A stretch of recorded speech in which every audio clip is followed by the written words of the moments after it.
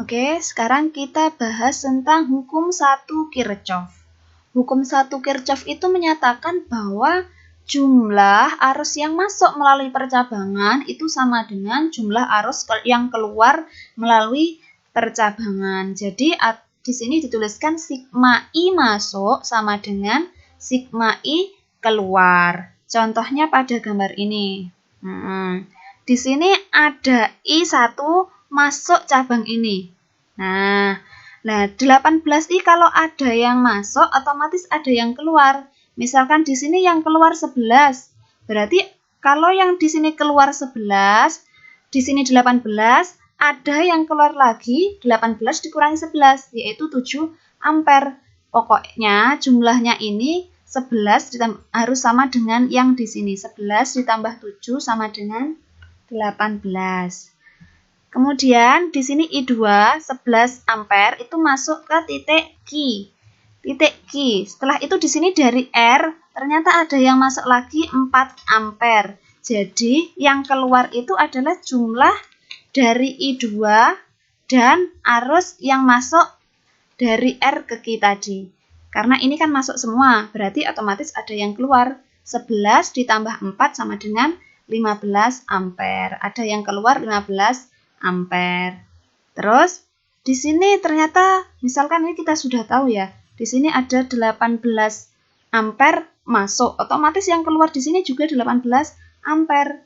Nah, kalau misalkan tidak ada angkanya I4, terus sama disuruh mencari. Berarti di sini 18 yang keluar 18, ini yang masuk 15. Berarti ada yang masuk lagi, yaitu 18 dikurangi 15. Jawabannya 3 ampere. Seperti itu.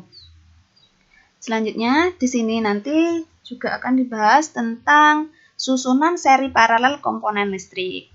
Beda dari seri dan paralel itu seperti ini gambarnya. Tapi tidak harus sama seperti ini ya. Di sini hanya contoh saja. Intinya kalau seri itu tidak ada cabangnya. Tapi tidak harus lurus seperti ini. Bisa berbelok-belok asalkan tidak ada cabang. Sedangkan kalau paralel di sini ada cabangnya, dia bercabang. Nah, bedanya apa lagi antara seri dan paralel? Kalau seri, nanti arus total, I total, itu sama dengan I yang ada di R1, sama dengan I yang ada di R2, dan sama dengan I yang ada di R3.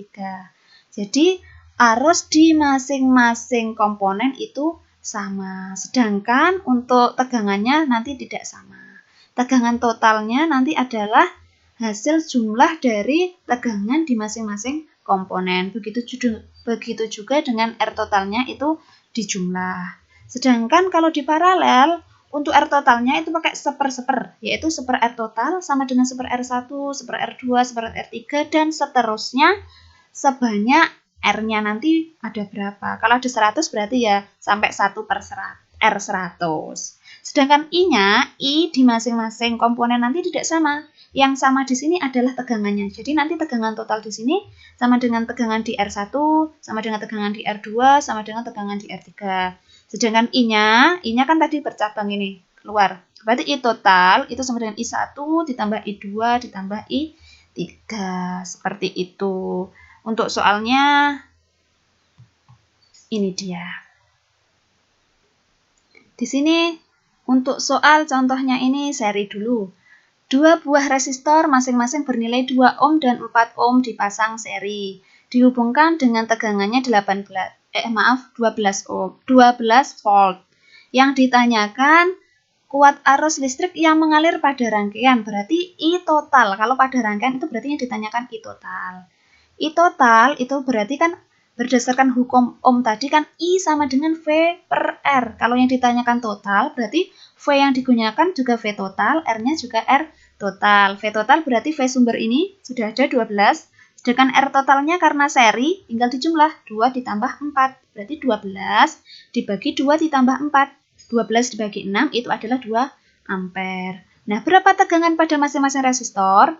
Karena di sini tadi seri, berarti kan tegangan di R1 itu tidak sama dengan tegangan di R2. Kita cari satu-satu.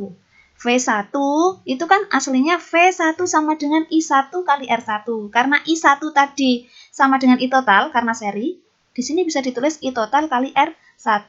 I totalnya 2, R1-nya 2. 2 kali 2, 4. Sedangkan ini V2-nya I totalnya dikalikan dengan R2. 2 kali 4, 8. Hasil ini kalau dijumlah harus sama dengan sumber. 4 ditambah 8, 12. Kalau misalkan kalian hitung dan ini ternyata hasilnya tidak 12, berarti salah.